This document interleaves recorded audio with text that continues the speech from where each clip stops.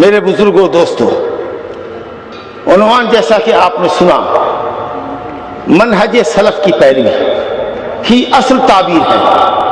ہم یہ اگر کہیں کہ منہج سلف ہی اسلام ہے، اصل تعبیر اگر یہ کہیں کہ منہج سلف ہی اسلام ہے، اگر ہم یہ کہیں کہ ہر مسلمان پر واجب ہے کہ وہ سلفی ہو، تو قسم اللہ کی، رب کعبہ کی قسم، میں اپنی قسم میں حانث نہیں ہوں گا۔ منہج کا معنی ہوتا ہے طریقہ، واضح طریقہ، واضح راستے کو منہج کہتے ہیں۔ المنہج والمنہاج الطریق الواضح البین، ایک دم کھلا ہوا راستہ جس میں کہیں پیچ نہ ہو،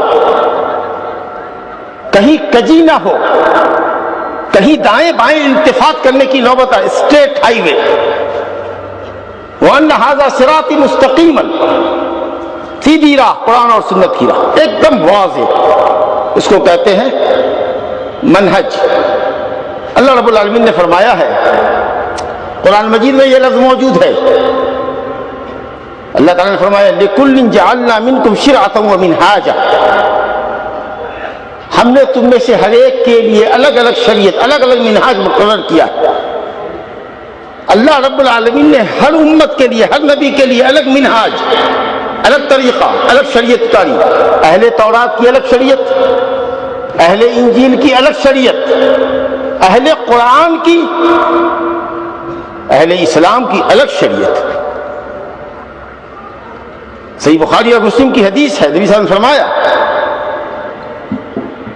الانبیاء اخوۃ لعلات امہاتہم شتیٰ ودینہم واحد، یہ انبیاء کرام سوکنوں کے بیٹوں کی مانند ہیں، جن کی مائیں تو مختلف ہیں لیکن ان کا دین ایک ہے۔ سوکنوں کے بیٹے کا باپ ایک ہوتا ہے اور مائیں الگ الگ ہوتی ہیں، دین سب کا ایک ہے، اور وہ دین ان الدین عند اللہ الاسلام، جس کی بنیاد توحید ہے، اس میں کسی نبی کی دعوت میں کوئی اختلاف نہیں تھا۔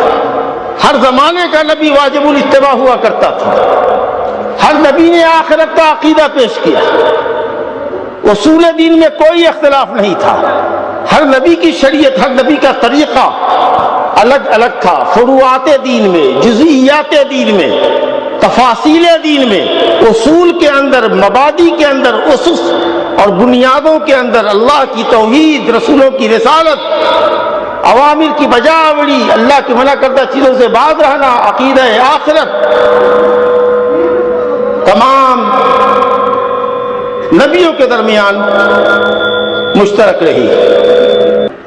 اللہ تعالیٰ فرماتا ہے وَلَقَدْ بَعَثْنَا فِي كُلِّ أُمَّةٍ رَسُولًا أَنِ اعْبُدُوا اللَّهَ وَاجْتَنِبُوا الطَّاغُوتَ، تمام رسولوں کی دعوت کی تھی کہ صرف اللہ کی بندگی کرو، اللہ کے علاوہ ہر کسی کی بندگی سے اجتناب کرو۔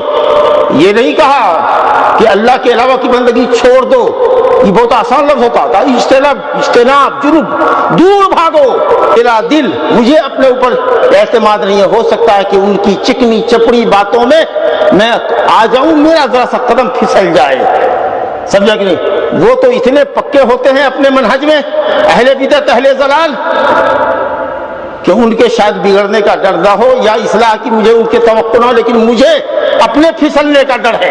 اب بتائیے، وقت کا امام اگر اہل بدعت کی مجلس پسند نہ کرے کہ وہ میری مجلس میں آوے، تو ہماری عوام کو کوئی حق پہنچتا ہے کہ یہ اہل بدعت، اہل شرک قبوریوں کی مجلس میں جائیں، اتنی چکنی چپڑی باتیں کریں گے کہ سمجھے گا کہ وہی خانقاہیت اور وہی شرک اور بدعت وہی اصل دین ہے۔